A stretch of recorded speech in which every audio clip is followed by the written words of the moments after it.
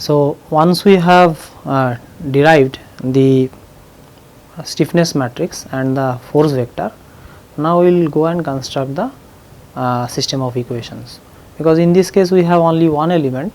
So, we will be having the stiffness matrix which is fully populated, alright. So, here is the system of equation. So, we have 8 unknowns. So, we have 8 number of equations involving 8 alphas, right. Now, the next step is to introduce the or enforce the Dirichlet boundary condition. So, for the problem in hand, as we see, the entire edge AB is completely constrained. So, it cannot move or any point on that edge cannot move in the x or y direction.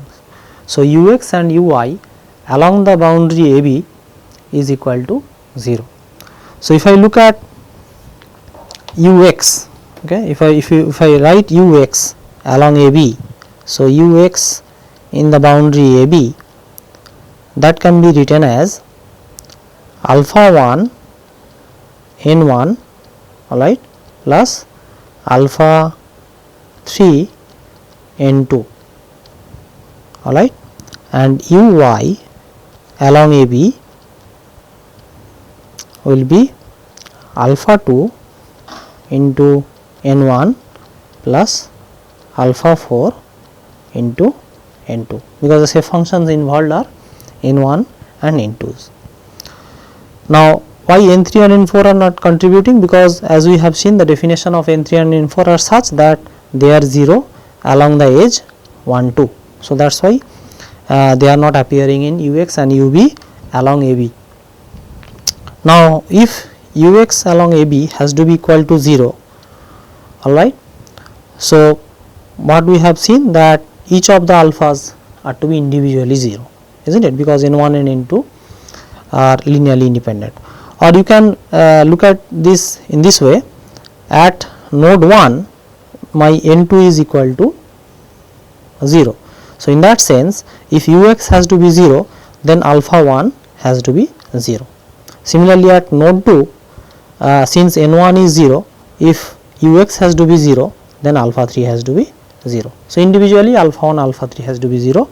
Similarly, we can prove both alpha 4 and alpha 2, alpha 2 and alpha 4 are to be individual 0.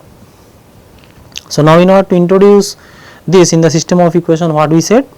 We said first we have to take the corresponding column, multiply with the corresponding alpha and subtract it from the right hand side.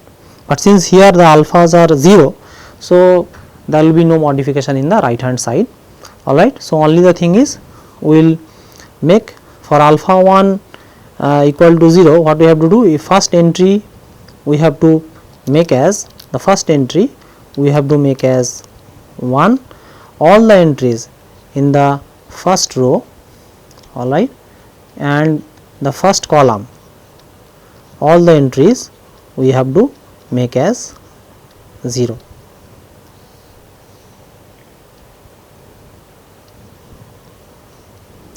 Alright. So, this is for alpha 1. Similarly, for alpha 2 equal to 0, alpha 3 equal to 0, alpha 4 equal to 0, we have to put the corresponding diagonal terms as 1 and all other entries in that row and column as 0. Alright.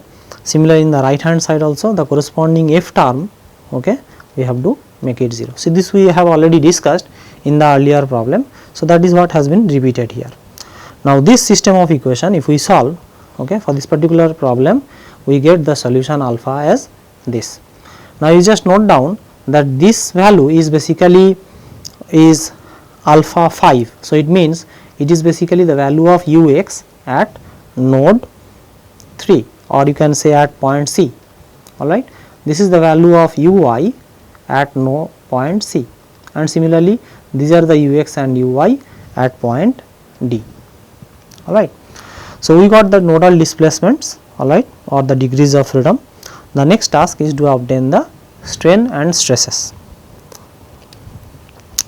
So, how can we get this? We will look at this expression. We said that the strain is basically the symmetric gradient of the displacement vector, alright, that is the strain vector. Now displacement, if you see the earlier slides, displacement we wrote as the shape function matrix times alpha, alright, and then if we operate over this shape function matrix with this symmetric gradient operator, we get the matrix B, alright, B, and because alpha is a constant, so alpha, so B times alpha gives us the strain. Now if I go to a particular element, I have to find out the corresponding alphas in that particular element E, alright. I have to obtain the B at a particular point in that element, okay. So I will get the strain at that particular point in that element, it's fine. But again you have to note down that in order to do so, first we have to evaluate the derivatives of the shape functions in the master element. So ni hat in terms of xi and eta we have to evaluate first, then we have to convert it into the derivatives of the shape function in terms of x or y, alright, by using the J inverse transpose, and then from there we have to construct the B matrix, okay, and if I post multiply with that B, we get the strain. So that is how we can get the strain, and once we get the strain vector, we can just multiply with the corresponding elasticity matrix or the stress strain relation to get the corresponding stresses, alright. So now we know how to calculate the strain and stress at any point on that domain. So at the first Gauss point, so these are the values of the stresses and strains we have calculated for this particular problem in hand, alright. So now we know the steps, okay, for solving particular plane stress problem. Now let us try to implement it in a computer program so that we can solve it for any boundary condition or say any number of elements, alright. So here is the flow chart for that. So first what we do, we have to first calculate or find out the mesh informations, alright, that involves the connectivity information, the coordinate information and the boundary information, alright. So this we have already shown in the earlier problem, that is the steady state heat conduction problem. Now this connectivity information basically contains the relation between the local node number to the corresponding global node number, alright. Now in the earlier problem there was only one DOF or degrees of freedom per node. So the node numbers and the DOF numbers were same for the earlier problem, but in this case at each node we have 2 degrees of freedom, that is the displacement along x and y direction. So in this case the node number and the degrees of freedom will be different. So we have to store both of them, or we have to find out a way to relate both of them, alright. So that is the only difference in this case, and then coordinate information we store all the coordinates of the nodes, alright, and boundary information also as I discussed that for each element we have to see which of the edge coincides with what type of boundary, alright. So that will be illustrated in the next slides.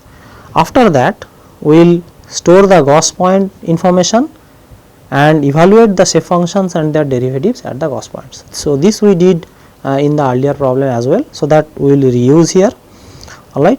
Then once these informations are available, so we will loop over all the elements. So we will visit each of the element, we will find out the element stiffness matrix and the element force vector using Gauss quadrature rule, okay. So we will map each of the physical element to a master element, we will find out the integrand value at the particular point in the master element and then multiply with the weight, okay, corresponding weight, and then sum it over all the Gauss points. So that is what we are going to do to find out the element stiffness matrix and the element force vector. So this is exactly the same that we did, only the integrand is different, alright.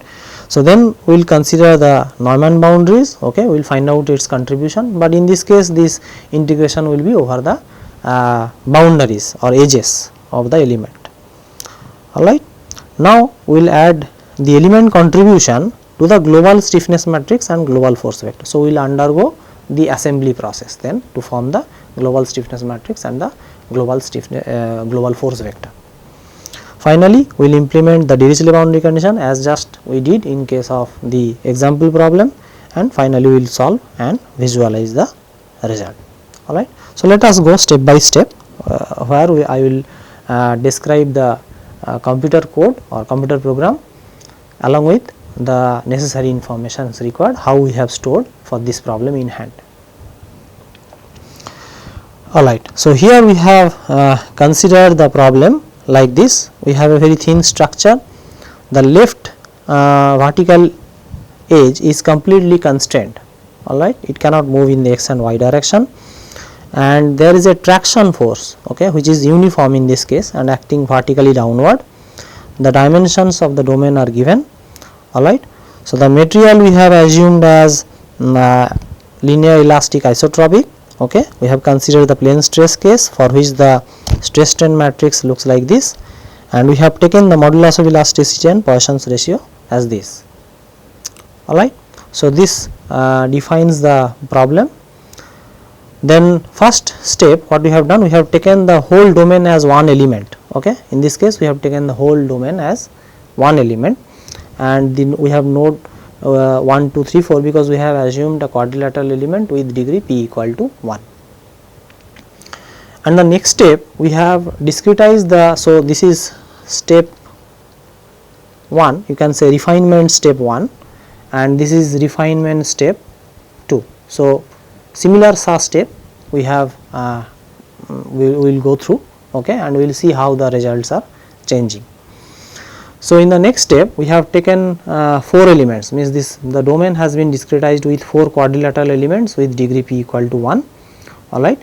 The element numbers are shown inside the element with blue color, and the nodal numbers are shown with red numbers, okay, at the corresponding nodes, alright. Now, in this case how we have stored the information for the nodes as well as the DOFs, alright. So, let me just number the local nodes in this case, alright. Say for element 1 the local node number are 1, 2, 3, 4. So, this is the local node number, and the number in the red is basically the global node number. So, in the node matrix, okay, node M, so what we are doing, we are saving the corresponding global nodes, okay, in the order of the local node numbers. So, the column corresponds to the local node numbers, okay, and the row corresponds to the element number, alright. So, if I look at the third element, so if I number the local node as 1, 2, 3, 4 like this, alright. So, I will go to the third row, okay. So, if I read the global nodes in the same order, so it is 9, 6, 3, 7. So, that is how it has been shown as 9, 6, 3, 7.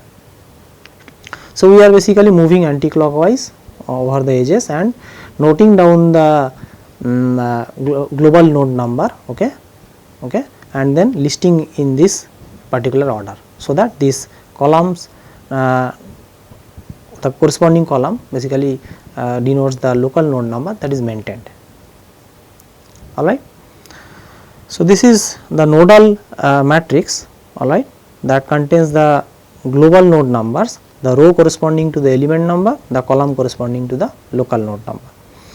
Now, the connectivity matrix if I look at, that contains degrees of freedom, not the node number, okay. So, let me just tell you that, say for a given node n, okay, what are the associated degrees of freedom? The associated degrees of freedom, if you think a little bit, you will be able to figure it out, that the associated degrees of freedom will be 2n minus 1 and 2n, alright. So, the node number is n, the associated degrees of freedom will be alpha 2n minus 1 and alpha 2n. So, we are not storing alpha, we are storing this number 2n minus 1 and 2n. So, if I look at node 5, the associated alphas or degrees of freedom will be 9 and 10, alright. Here the associated degrees of freedom will be 3 and 4. Similarly, for this the associated degrees of freedom will be 11 and 12, and for 9 it is 17 and 18. So, these are the let me put another color. So these are the global degrees of freedom corresponding to these nodes. All right. Now the way we numbered local nodes, similarly I can number the local DOFs also. Local node 1, the corresponding local degrees of freedom are 1 and 2. All right. Now local node 2, the corresponding degrees of freedoms are 3 and 4, and local node 3, so the corresponding degrees of freedom will be 5 and 6. Similarly for node 4, the local degrees of freedom will be 7 and 8. All right. So this local DOFs basically corresponds to the column. So this corresponds to the alpha 1, alpha 2, alpha 3 and so on till alpha 8 for a given element E. All right. And the row corresponds to the element number. So if I look at element 2, the local DOF 1, 2, 3, 4, 5, 6, 7, 8 corresponding to 9, 10, 3, 4, 11, 12 and 17, 18. So as I see 9, 10, 3, 4, 11, 12 and 17, 18. So that is how it has been stored. All right. Now since there is a relation between node number and the DOF number, actually we can form this connectivity matrix from the nodal matrix itself. All right. But since the problem is very small, so we have saved it separately. Okay. So these are the two things that we will be using to find out the nodal coordinates. Okay. And this matrix we will be using to form the assembly. All right. So now let us go ahead and see the coordinate matrix. Coordinate matrix is very simple. Is basically the row corresponds to the global node number. So this corresponds to the global node number. All right. Row corresponds to that. First column corresponding to the x coordinate, second column corresponding to the y coordinate. So in this case, in the step 1 we have only one element. So in that case we have 4 nodes, and these are the x and y coordinates of the 4 nodes.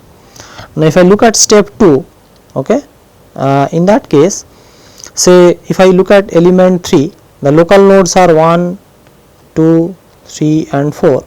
So if I look at element 3, how to find out the coordinate of the local node 4. So what I do, local node 4, I will find out the corresponding global node. In this case it is 7, and then in the coordinate matrix I will go to the 7th row. Okay, and in that case the first column will give the x coordinate and the second coordinate will give the y coordinate. So in this case it is 1 by 1 and 1. So the coordinate of node 7 is 1, 1. So that is how it has been constructed and has been used in the code. Next we store the boundary information. So let me start with step 1. Okay, so we have one element in step 1. So we have numbered the sides in such a way that we can identify whether it is a Neumann boundary or a Dirichlet boundary. So as I said earlier that Dirichlet boundary will denote with the negative number. So we say that this boundary is coinciding with the Dirichlet boundary, so we will number that as -1, and this 3 we will just number them with positive numbers as 1, 2 and 3. All right. Now we have to arrange them in a given order. So in a given element, if this is the local node 1, local node 2, local node 3 and 4, in this case the local node numbers and global node numbers are same, obviously which will not be the same for the next step. All right. So in this case the edge between local node 1 and 2, that we term as edge 1. All right. Then the local node 2 and 3, the edge 2, and similarly this is edge 3 and this is edge 4. So these edges are local edges, okay, or local numbers corresponding to these edges, and that is depending on the local node numbers. All right. So these columns are basically correspond to the local edge number. All right. So this is first edge, this is second edge and third edge and so on. All right. So and this corresponds to the element number. So, in this case we have one element in step 1. So, we have only one row, and as you see for element 1 the first edge coincides with Neumann boundary 1. So, that is why it is entered as 1. Second edge coincides with Neumann boundary 2. So, it has been entered here. Third edge coincides with Neumann boundary 3, alright, and the fourth edge coincides with Dirichlet boundary. So, it is taken as -1. So, that is how it has been stored. Now, let us look at step 2 where we have 4 elements, alright. So, in this case for element 3, let us number the local nodes 1, 2, 3, 4, alright. So, obviously this is first edge, alright, this is the second edge, this is fourth edge, and this is third edge, and this is fourth edge, alright. So, now first edge is an internal edge, alright. So, if I look at the third row, that corresponds to the third element, okay. The first entry is the first edge, that is an internal edge, so it is 0. The second edge coincides with Neumann boundary 2, so this is 2. This edge, third edge, coincides with Neumann boundary 3, and the fourth edge again is an internal boundary, so this is 0. So, that is how we will be able to identify all the edges of each of the elements, okay, from these numbers. If it is positive, then it coincides with the Neumann boundary. If it is 0, then it is an internal boundary, and if it is negative, then it coincides with the Dirichlet boundary. So, that is how we can identify each of the edges of each of the elements, alright. So, once we store this kind of information, the next step is going to construct the Gauss points and the weights, alright. So, this has been discussed in the earlier problem, so I will skip here. So, only the thing for that problem in hand, we have taken 2 Gauss points in each direction, alright. So, we have total 4 Gauss points, and we have noted down the corresponding xi's and etas, okay. So, this corresponds to the xi eta of the first Gauss point, this corresponds to the second Gauss point, third, and so on, and these are the 4 weights corresponding to those 4 Gauss points. Now, for calculating the Neumann boundary contribution, we have to do integration over the edges. So, that is the one dimensional case. For that, we have stored the Gauss points and the weights for that also. So, we have named it as GP1D, that is for the Gauss point in the one dimensional case, and Gauss point in the two dimensional case, alright. So, once we have stored all this information, now we have to evaluate the shape functions at those Gauss points. So, this thing has also been discussed in the earlier problem. We have 4 shape functions for quadrilateral element with degree p equal to 1. So, we have arranged them in a row, okay. This is n1, this is n2, n3, and n4, okay, and we have evaluated at all the Gauss points. So, the first row corresponding to the first Gauss point, second row corresponding to the second Gauss point, and so on, alright. So, if I have to go to the pth Gauss point and find out the shape function values, all the shape functions, so I will go to the pth row of this matrix n, okay, and obtain the values of the shape functions at the pth Gauss point. Next, we have to look into the derivatives of the shape functions, alright, in the physical element. So, how we did it in the earlier problem? First, we calculated the derivatives of the shape functions in the master element. So, we constructed this function, okay, where we wrote the first row as the derivatives of n1, n2, n3, n4 in terms of xi. Second row we wrote as the derivatives of ni's with respect to eta, alright, and we evaluated similar such matrices for all the Gauss points, okay, and we stored in the matrix Dn, alright. So, this basically gives us the derivatives of the shape functions in the master element at a particular point in the master element. So, exactly this matrix we are getting from this function D shape function, alright. Next, we constructed the Jacobian. How we did it? We took the transpose of the Dn matrix, we found out the coordinates of the vertices of the quadrilateral element, we multiplied both the matrices and we got the Jacobian. Once we get the Jacobian, we calculated the Jacobian inverse transpose and then multiplied it with the gradient of ni hats. So, this is basically the columns of this matrix Dn, alright. so ith column of the matrix Dn. So, if I multiply with J inverse transpose, I will get the derivative of the shape function in the physical element, okay, in a point corresponding to the Gauss point xi p eta p. Alright. So, the same operation has been repeated for all the shape functions. So, here we get the derivatives of the shape functions in the physical element at a point x p y p from the derivatives of the shape functions in the master element from the corresponding points I p eta p in the master element. Alright. So, once we get this, okay, we have to form B, because this is not what is B, okay, we have to rearrange these elements and form B, because this is what we will be looking for to construct the element stiffness matrix. Now, let us look at this piece of code. This is exactly or almost the same as that has been discussed earlier. First, we found out the coordinates of the corner nodes of the quadrilateral, okay. So, that will help us to construct this matrix x1, x2, x3, x4, y1, y2, y3, y4, okay. Then we used xi ni, okay, to find out the corresponding physical point on the element, okay, or you can say the coordinates in the physical element. So, this is exactly what we have done is basically we have calculated the xi times ni, okay, to get x, okay, and similarly y equal to yi ni. Alright. Now, this coordinate matrix contains both x and y coordinates. So, that is why we are in one go we are getting both x and y coordinate of the at the physical point or the point in the physical element. Then we evaluated the body force term at that particular point, okay, because this generally will be specified in terms of the physical coordinate. Then we multiplied the coordinate matrix with the derivatives of the shape functions in the master element at pth Gauss point to get the Jacobian. So, this is exactly what we did here, okay.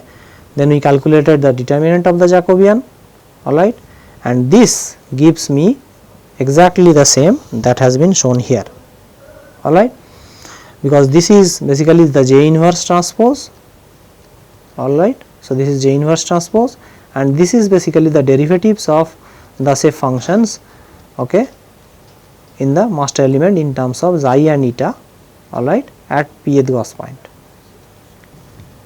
alright. So, this is exactly the same operation that we have shown here has been done in this line, alright.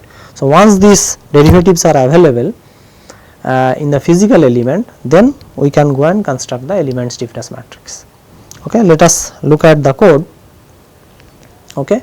So, we are running over each element, okay, k runs from 1 to all the elements, then we first make it 0, okay, the element stiffness matrix and element force vector as 0, okay, because otherwise then the contribution of the next element will be added to that, okay. So, that is what. So, first we have to make them or initiate them as 0, then we will do whatever we discussed to find out the derivatives of the shape functions in the physical element at the pth Gauss point. From there we construct B matrix, okay. This is exactly the form that we have denoted in the theory as well as in the example problem, and we have also constructed the shape function matrix, alright, fine. Then we calculated the B transpose dB, so that is basically the integrand, okay. Then this is basically the determinant of the Jacobian that comes because of the mapping from the physical element to the master element, and then this is basically the weight corresponding to the pth Gauss point. So, all the integrand has been calculated at the pth Gauss point, multiplied with the corresponding weight at the pth Gauss point and added to the element stiffness matrix, alright. So, similarly for element force vector we have taken n transpose B, okay. So, that has been shown in the example also. So, n transpose B into the determinant of J, okay. So, that turns out to be the determinant of the Jacobian and then the weight at the pth Gauss point, alright. So, that has been added to Fe. So, this has been repeated for all the Gauss points. So, this end corresponding to the Gauss point, okay, Gauss point. So, at the end of this loop over P, we are getting the element stiffness matrix and the element force vector for element K, where element force vector only contains the contribution from the body force term. Alright. So, now we have to add the contribution from the Neumann boundary as well. Alright. So, this algorithm has been explained here. So, you can go through it if you do not get the code. Exactly the same steps are written in the algorithm. Alright. So, now how we will calculate the Neumann boundary contribution? So, what we will do is, first in a given element we will look for what are the edges that coincides with the Neumann boundary. Alright. So, from the BC type we are going to find out the number of edges in a given element E that coincides with the Neumann boundary. So, that is what we have to check, and once we know those edges, now these edges are basically the local edge number 1, 2, 3, 4. Alright. Now, we have to loop over all such edges, okay, for that particular element, find out the length of that particular element or particular edge, that is HM. Alright, because we are running a loop over M, and M, if element has two boundaries coincides with two Neumann boundaries. So, we have to do this process for both the edges separately, okay, one for the first edge and then for the second edge. So, similarly we have to do it for all the edges that coincides. Alright. It may so happen that in a given element all the edges are internal edges. So, in that case we do not have to do this. So, that is why there is a check, okay, if such edge such an element exists, okay, where all the edges are internal edges. So, all the entries in the BC type will be 0.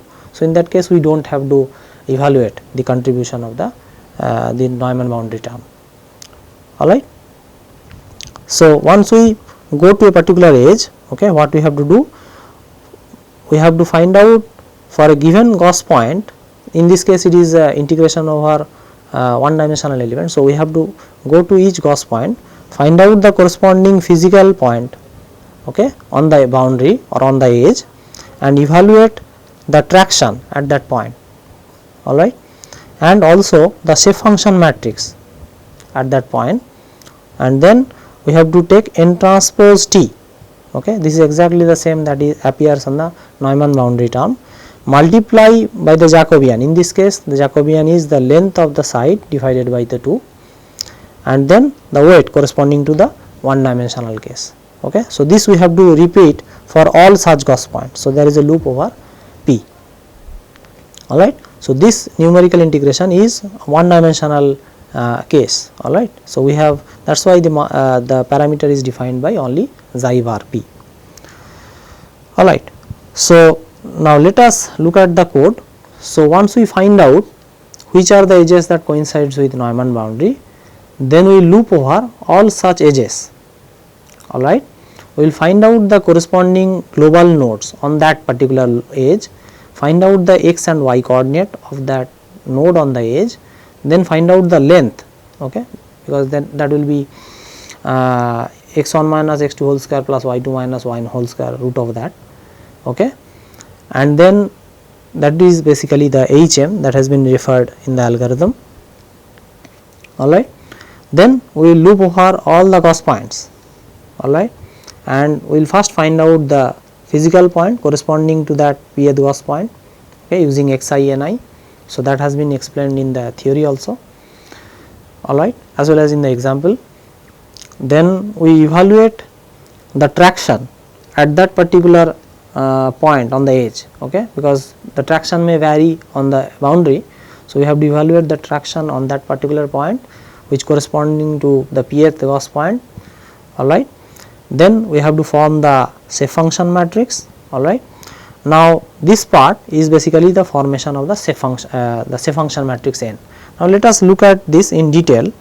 So, suppose for the problem in hand, this boundary is the Neumann boundary, okay, on which this traction is specified, and if I look at the shape function matrix, original shape function matrix, this is how it looks like for quadrilateral element with degree p equal to 1. Now, if I have to integrate n transpose T T, that is the traction n transpose T ds over this edge. So what I have to do, this shape function matrix, you can see that n1 and n2 along the edge 3 4 is actually 0. Okay. So n1 and n2 is not going to contribute on that Neumann boundary, because they are 0 over the edge 3 4. So in that case, this n1 and n2 in the shape function matrix will be simply replaced with zeros, alright, and only n3 and n4 are going to contribute. Now if I look at the corresponding master element, so because as I discussed, we have to map this to the corresponding one dimensional master element, okay, which runs from -1 to 1, okay, the parameter is xi bar. Now in this case, that since we are going anti-clockwise, so this node will be mapped to this node, okay. So n3 basically corresponds to n1 double hat, alright, and n4 corresponds to n2 double hat, alright, because n1 double hat, n2 double hat I have already denoted earlier in the example, alright. And how this n1 double hat, n2 double hat looks like? The same as n3 and n4 on the edge, alright. So if I draw them, say this is n1 double hat, so this is how it looks like, and if I look at n2 double hat, this looks like this, alright. So we know their definitions. So now in this case, n1 will be replaced by n1 double hat, alright. So n3 has to be replaced with n1 double hat, okay, in both the rows, and n4 will be replaced with n2 double hat in both the rows, alright. So this n we have to use over here, alright. So this exactly this thing has been done in this piece of code, alright, to form the shape function matrix just by looking at the local node numbers on the corresponding edge, okay, where the traction has to be, or the Neumann boundary contribution has to be evaluated. So once we know, then we will consider n transpose T, okay, we will multiply with h by 2. In this case, the length already has been divided by 2, so we are multiplying with h, and then we will multiply with the weight corresponding to the one dimensional integration scheme, alright. So we are again adding it directly to the element force vector, alright. So now this end corresponds to P and this end corresponds to J, okay. So for the kth element, all over all the edges, the contribution of the Neumann boundary will be calculated, and this end basically corresponding to this F, alright. So it means that the loop over K is still active, okay, it has not been closed yet. So at the end of this piece of code, we will get the stiffness matrix, element stiffness matrix, and the element force vector for the element K, alright. Now it is time to put them into the global system of equations. Now if I look at this piece of code, this has already been discussed. So what do we do in this case? We run a loop over 1 to the number of degrees of freedom, in this case is 8. So we will go from 1 to 8, okay, and then we will have another nested for loop, alright. So that also runs from 1 to n, in this case 1 to 8, alright, and we will find out the corresponding global number from the connectivity information. So corresponding to I will find out what is the global number. So I will go to the kth row of the I will go to the kth row of the you say connectivity matrix, alright, because that corresponds, the K corresponds to the element K. So we will go to the kth row of that matrix and look at the ith column, because I represents the local DOF, okay, and that will give us the corresponding global DOF, alright. Similarly, I will get the corresponding global degrees of freedom Jg from J, okay, for the kth element, and then we will simply add the contribution of the element stiffness matrix at the ijth entry to the global stiffness matrix at ijjg location, alright. So, that is what we already did, and similarly the element force vector will be added to the global force vector, alright. So, at the end, so if you see, this is the closure of loop I, okay, and this extra piece of end is basically end over k. So, this is where the element loop ends. So, at the end of this we have basically calculated the element stiffness, element force vector for all the elements, and we have put them in the global stiffness matrix and the global force vector, alright.